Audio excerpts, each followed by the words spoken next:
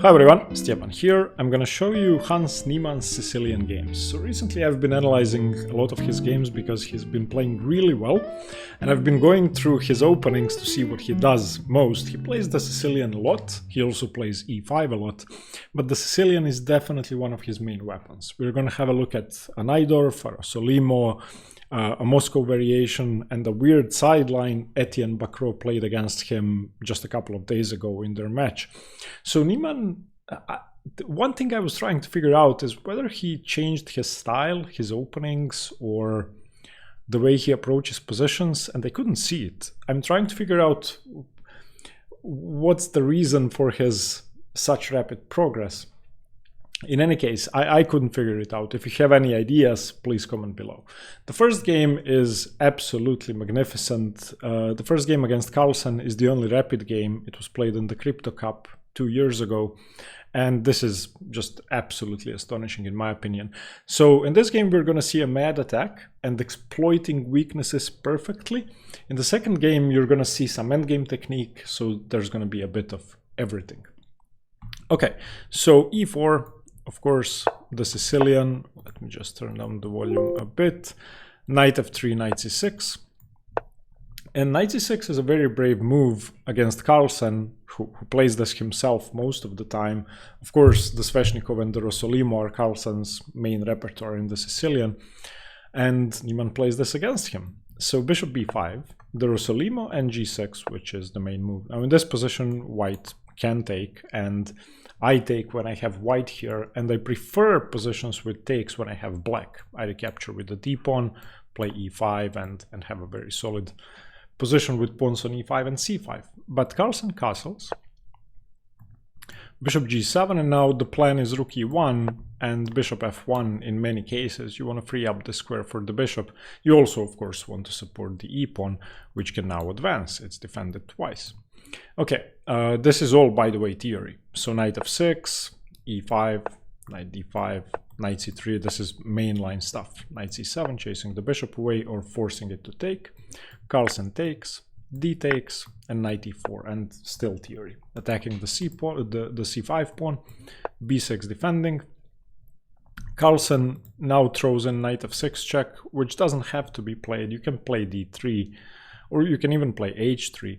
Knight f6 check is fine. Of course, it cannot be taken. White should be able to win if pawn takes, because you just win the bishop back on g7, and bishop takes is slightly dubious. So king f8 is the main move, and this is the reason you play knight f6. You want to misplace the king, and the king is going to end up on h7. In most cases, once the knight moves, the king is going to find shelter in the corner of the board. Okay, so the knight now really does have to retreat, so knight e4, bishop g4, still theory, d3, knight e6, the best square for the knight. Carlsen plays knight eg5, which is very interesting, and it's a good attacking move. You should take this, because white takes on e6 if you don't. So takes, bishop takes, of course the knight is pinned, and queen d5, double attacking the knight. You cannot allow bishop f3 and your pawns to be doubled, because e5 is going to be weak in the end, and black is going to have a very easy game against these doubled pawns. So rook e4, still theory. Bishop f5. And in this position, Carlsen plays c4, which is not good. We are sort of exiting theory now. c4 has been played twice, and it's not that it's a blunder, but it just leaves a weakness on d3 that's permanent, and it's never going away. So when you play c4, the d3 pawn becomes a target, and what Niemann did from here is just perfect. This is my favorite game by Niemann ever. So an alternative to c4, which keeps the position equal both from an engine perspective and the practical perspective, is rook e3, not creating any weaknesses. But okay, c4.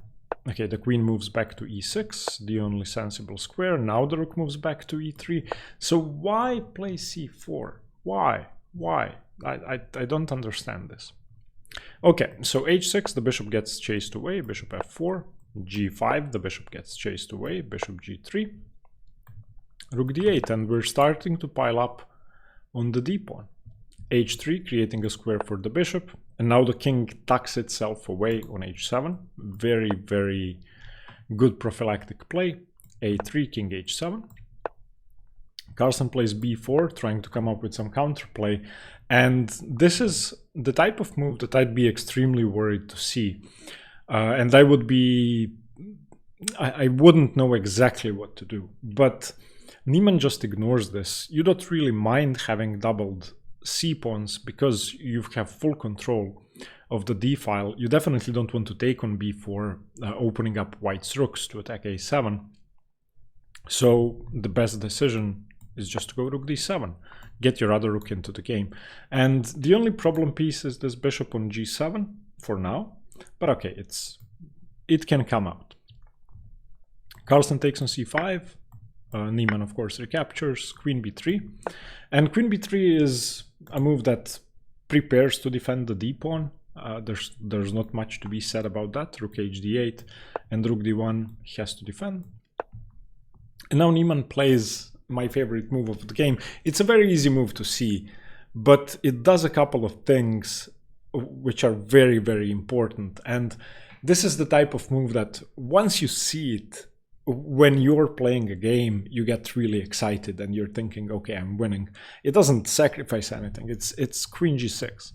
And attacking d3 is the least of what this move does. It does a couple more things. The most important thing is it prepares h5 because the g-pawn is now defended. Otherwise, it would have been hanging with check and you would lose your queen. So h5 is now coming. And after h5, h4 is coming. And the last thing this move does is it allows you to play e6 and bishop f8 to get this bishop into the game. And the bishop could come out to e7, for example. It will defend the c-pawn. And it's just queen g6 prepares to improve the bishop, prepares h5, and puts pressure on d3. And in this position, Carlsen blunders. So what he had to do is seek counterplay. So for example, queen a4, we're on the c6 pawn, on the a7 pawn, and the best move for black is actually to go e6 to just lock down the structure. If black does something else, I mean, you can really let this pawn go. If you play h5 immediately, then h4, and after g4, for example, knight g5 check is very, very scary. So the best idea is to play e6 and just give your bishop some room, allow white to take if they want to take, you don't really care. For example, queen takes c6, bishop f8, and now everything is solid, the bishop is better, we can play bishop e7, so there's no knight g5 anymore. So yeah, that's what Carlsen should have done. But queen a4 is an extremely awkward move to play. You're undefending d3, you're getting the queen away from the action, and of course, Magnus Carlsen doesn't care about the c-pawn, who would in this position. So he played knight e1. Knight e1 is the losing move. Black will now win with a very simple attack, h4, h5. And what happened from here is, I would say, a pure formality on their level. The attack is just unstoppable. Basically, by moving the knight away from f3, you're not giving yourself the option to go knight g5 anymore. So just h5. And if you play h4 now, we can just take it. And if bishop takes h4, there's queen g4. So what now? You probably have to play bishop g3. When you play bishop g3, I'm just going to continue with h4. I don't see a way to stop this. Something's going to collapse. So on h5, Carlsen actually plays knight f3. He brought the knight back, and needless to say, it's a bad move, but there were no good moves at this point anymore. h4 is coming, bishop h2, e6, a lovely move, a prophylactic move that just prevents e6 by white, opening up the pieces, giving the knight e5 or giving the bishop e5, a very safe move. And we're going to continue with g4, it's just a matter of time. Carlsen plays queen c3. Not that that does anything special, but yeah, queen c3. And in this position, Niemann played bishop f8. Bishop f8 is a good move, but bishop h6 would have been completely crushing. And queen e1 is the engine recommendation. You don't go g4 immediately because of knight h4. You play queen h5 first. And now, I don't know, g4 is coming and bishop e3 is a threat. So let's say knight d2. You can just take on d3 now and you're breaking through. So on queen c3, bishop h6 would have been stronger. He played bishop f8, which is good enough. And now the knight goes back to e1 again. So in the last 5 moves, Carlsen played knight e1, knight f3, knight e1. That's unfortunate. And the end of the game is beautiful. g4, h takes, bishop takes, f3 was played, bishop f5, saving the bishop, f4, okay, bishop h6 now. He wishes the bishop was already on h6. Queen a5, I mean, you can take all the pawns you want at this point, it doesn't really matter. Queen g4, okay, it was a rapid game, so rook f3 defending the rook on d1, and now bishop e4. Now the tactics, all the tactics just work in black's favor. Black has doubled rooks on the d file. Black is attacking the d1 rook, so the f3 rook cannot really move. Carlsen takes on c5, not that that does anything. Bishop takes rook, knight takes, h3 threatening mate, queen f2 defending mate, and rook takes d3. And that's about it. A couple more moves were played. Rook takes, knight e1 again. Rook takes a3, queen b2 attacks the rook, rook e3, and after king f2, bishop f4 was the final move of the game. This is mate in a couple of moves. I don't know how many. Mate in 20 actually. And the best move is g3, and after g3 you can just take with the rook and white is collapsing. But the end of the game isn't as important as this decision to play c4 by Magnus, and then how Niemann exploited it perfectly. I really love this plan to go h6, g5, queen g6, and start an attack d3 and free up your bishop. I think this was just a great game. Let's look at the second game. So in this game, he's playing Yagiz, Kaan, Erdogmus, who is a very promising Turkish player. He was 2470 at the time, and this was played in the Dubai Open last year. I think the Dubai Open is played in the summer, although I could be wrong. Okay, so e4, c5 again. Knight f3, d6. Now Hans usually plays the Najdorf if allowed. So if d4 takes, he will usually play a6. But Erdogmus goes for the Moscow variation with bishop to b5. And there are a couple of ways to block this check. You can play bishop d7, which is the most popular, or you can block with the knight on either square. Hans plays knight d7. I played the Moscow a couple of times, and I really enjoy the positions after bishop d7, because then bishop takes, queen takes, c4, you have a Maroczy bind, but you don't have the stupid bishop behind all of your pawns on light squares. And yeah, I have to say knight d7 is the trickiest move to face in my opinion. Okay, d4, c takes d, knight takes d. This is all fine, this is all just theory. Knight f6 castles. And what's interesting about this game is that neither player made a mistake basically until the game was over. Like, after the first mistake, Niemann just won the game. So this was a very precise game, but the reason I wanted to show you this game is that Niemann managed to create chances even though the position was balanced, equal, and seemingly easy to play for both sides. Okay, a6, the bishop troops back, knight c5 attacks the bishop, rook e1, and g6. And this is sort of a Dragendorf, a combination between the Najdorf and the dragon, where blackness doesn't necessarily have to play b5 or move any of the pawns for that matter. So it's a flexible structure. c4, creating a Maroczy bind, Knight takes bishop, queen takes bishop. And again, I'm happy to trade this bishop off when I have white in the Moscow variation, because pawns are coming to f3 and b3. White wants to keep the structure solid, black wants to play for d5, and the light squared bishop is usually just a dead piece on e2. Bishop g7, knight c3, standard, f3, getting away from any tricks with knight e4, and just solidifying the position, also preventing knight g4, so that you can safely play bishop e3. If bishop e3 is played and knight g4 is possible, then usually that means that bishop e3 is a bad move, because e5 could follow and queen h4. So f3 prepares bishop e3.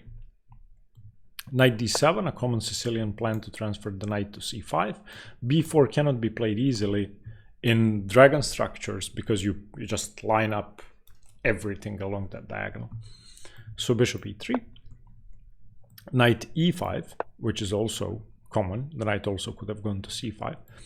Queen e2, bishop d7, developing the bishop finally. b3 defending c4, rook c8, and it's all just very, very standard, very, very slow. Rook ac1, rook e8, rook ed1. Both players are playing extremely sensible moves.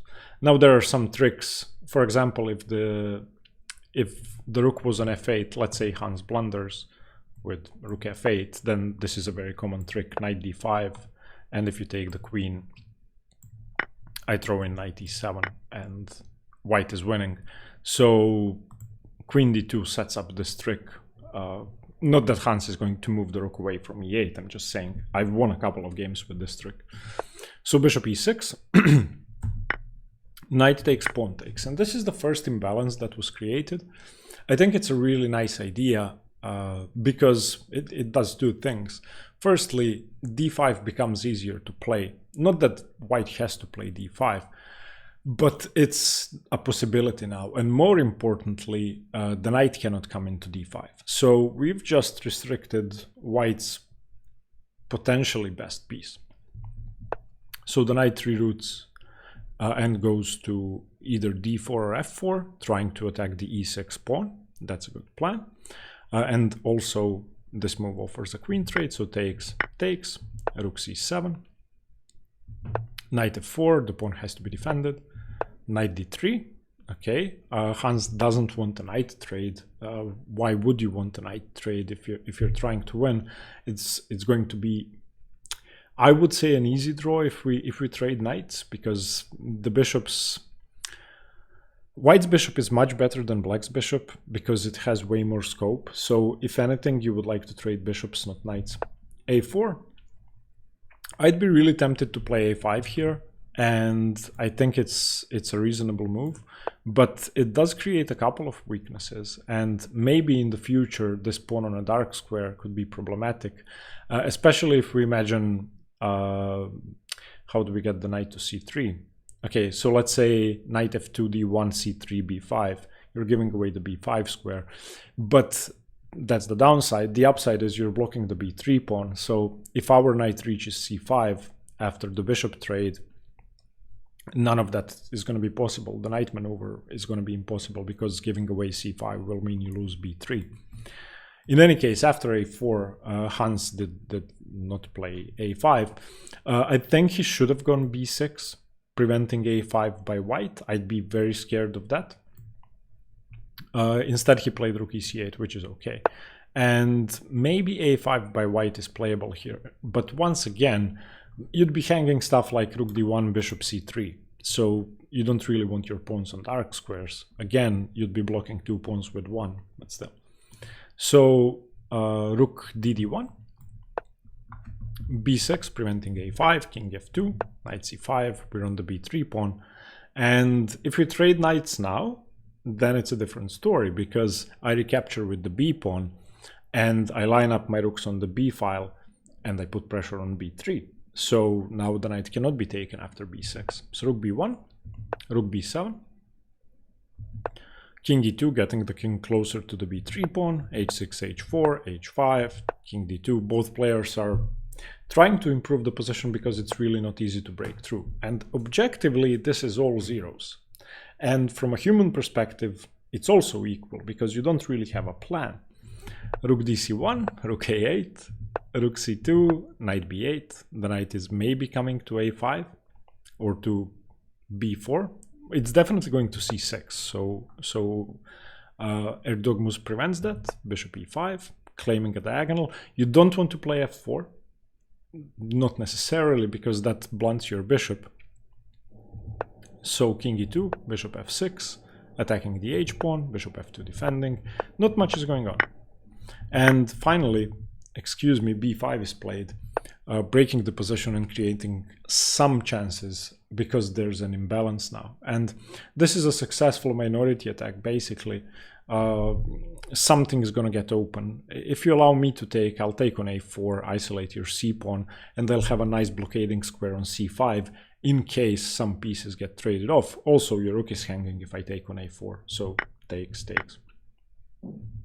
Rook bc1 was played, rook a3 attacking the b3 pawn, b4, bc4, rook c4. Okay, so white has an isolated pawn. Not that that means much, especially since there's an infiltration square on c7 if black isn't careful. And you should move the knight, because if you don't, rook c7 will come. So knight e5. Knight takes, bishop e1, defending the pawn. And dead equal. d5, finally. Undoubling the pawns. So it's 4 against 4. And if I had either side here, and I was playing someone my rating, I would expect this to be a draw. If I was playing a low-rated opponent, I would still expect this to be a draw, but I would never accept it, and I would try to win, but I would have no idea how. It's very hard to put pressure on b4. Even if you do, d5 seems kind of tender. If you play e6, then the 7th rank seems tender. So it seems like your pieces are committed. Rook c5, e6. Okay, the bishop still covers c7 for the moment. Rook a5. If the rooks are traded, then white gets an outside passed pawn on the a file defended by the bishop, not blocking the bishop. And after something like rook c2, rook a2, the pawn starts moving forward. So you definitely don't want to take. So rook b3, rook c6 on the e6 pawn, rook b2. Now I think the king should have gone to the 3rd rank, but white played king f1. And now it gets kind of scary. Now there are possibilities for both sides, but white's king is strangely placed, to say the least. Okay, bishop d4. If the bishop moves away, we play rook f2, win the g2 pawn, or win something else after the discovery. So rook a6 on the e6 pawn. Rook e7 defending. Rook c8, okay, doesn't do anything, but maybe we can play rook h8. And white's plan was to break open the position with g4, play rook h8, and trade the kingside pawns. After bishop e3, which serves a simple purpose, you maybe want to go rook b1 and bishop d2. Rook h8 was played, and after d4, g4 is the losing move. If you would like to pause the video and figure out why, you can. It's actually very easy to miss why this is winning. So, of course, black exchanges, so takes. And now the winning move is king g7.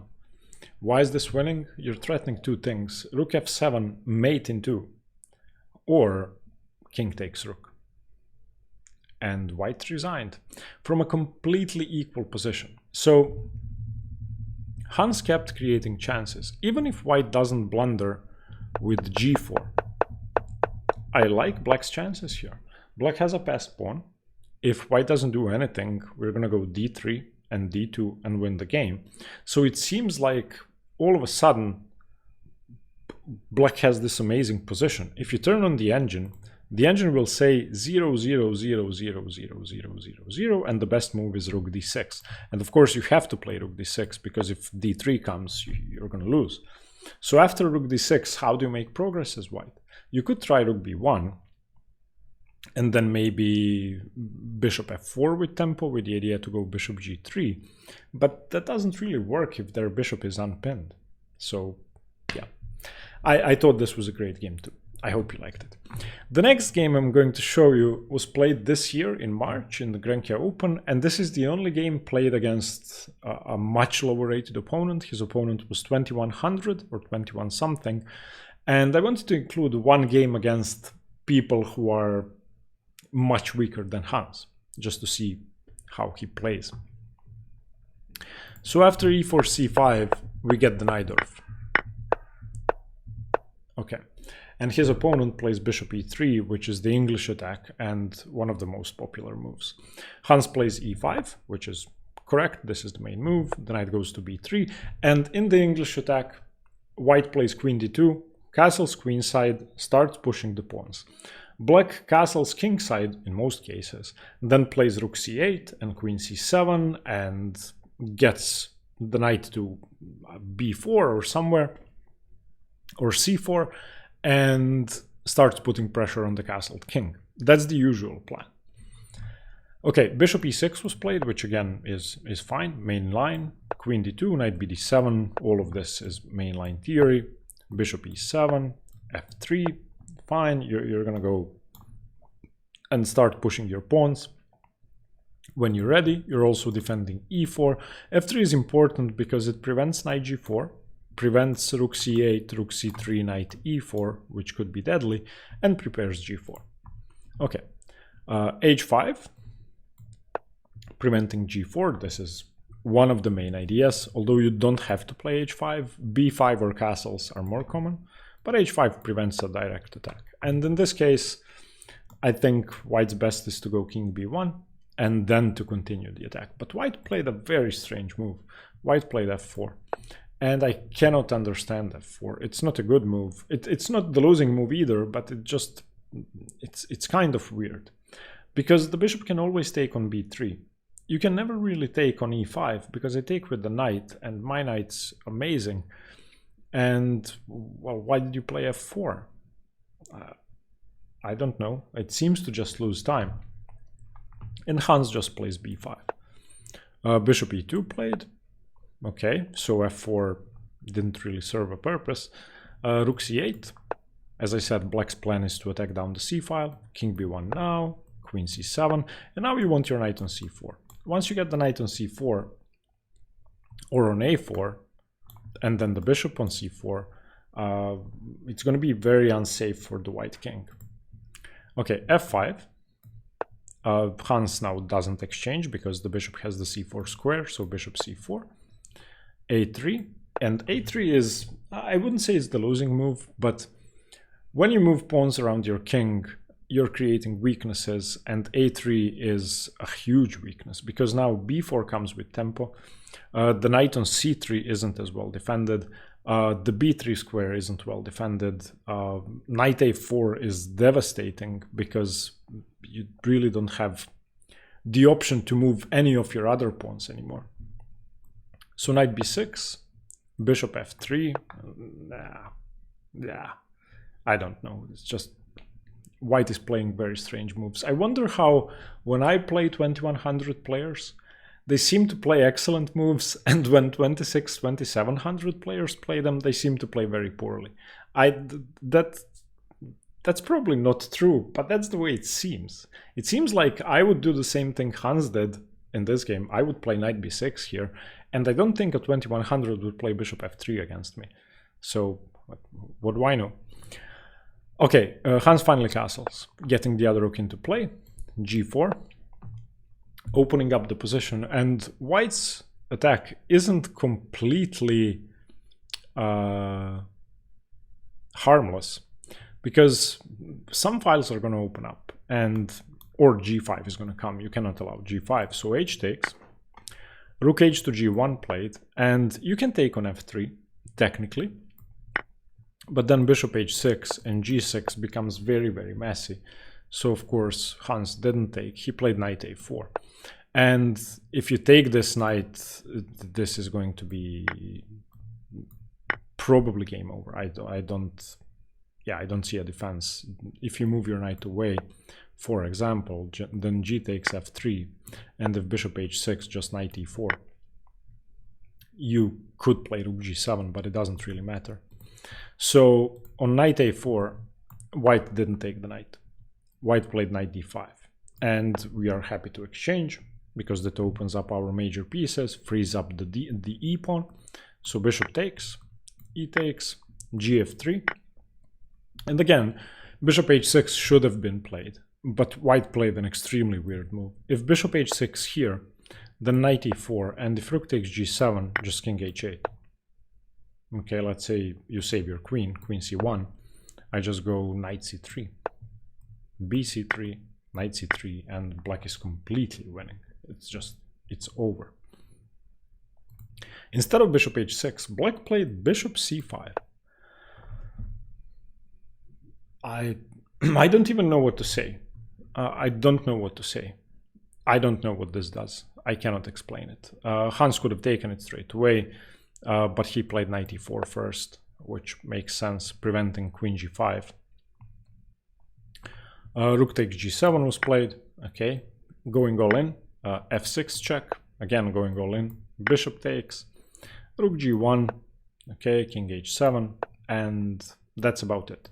Queen d3 was played, pinning the knight. Rook g8. There was no way to defend the knight anyway. Queen e4. Rook g6.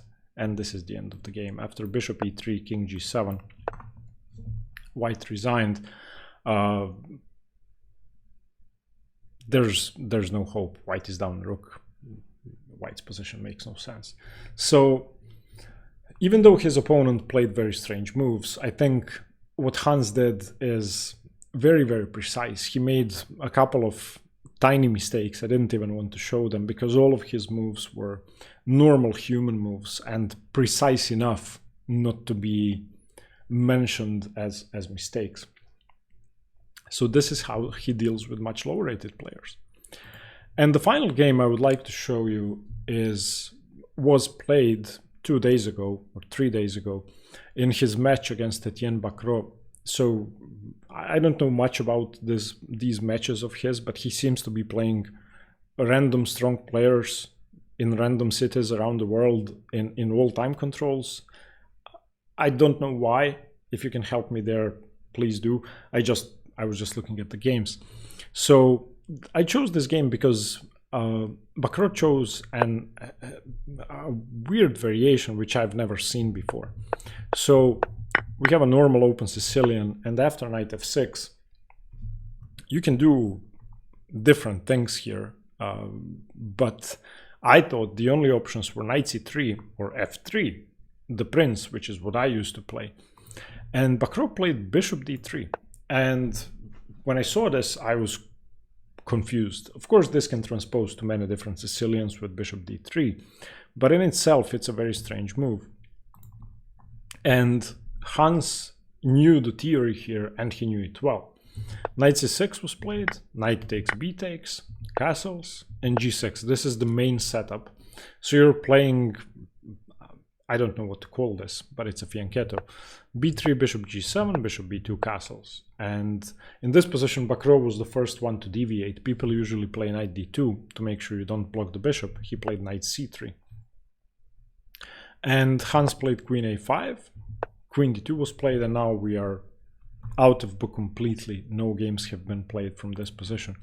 And both players played very precisely. I just think this is a very strange Sicilian, and I was surprised to see that Hans was as well prepared. Okay, bishop a6, a good trade, a good potential trade. Your bishop is just bad, and their bishop is great, controlling everything. Rook fe8, knight a4, fine. Queen takes, rook takes, bishop b5. I'm not sure white would like to take this because b4 is going to come, and that's going to be blocking two of your pawns, and c2 is going to be weak. So no trade, knight c3, a6. And once again, Hans is trying to create an imbalance. If this is taken either way, then a takes, and now you have to babysit your a pawn. So no trade once again. Rook e1, knight d7. The knight is coming to c5 perhaps. Perhaps to b6. And if white moves the a pawn somewhere, or the c pawn, then the knight may have some squares.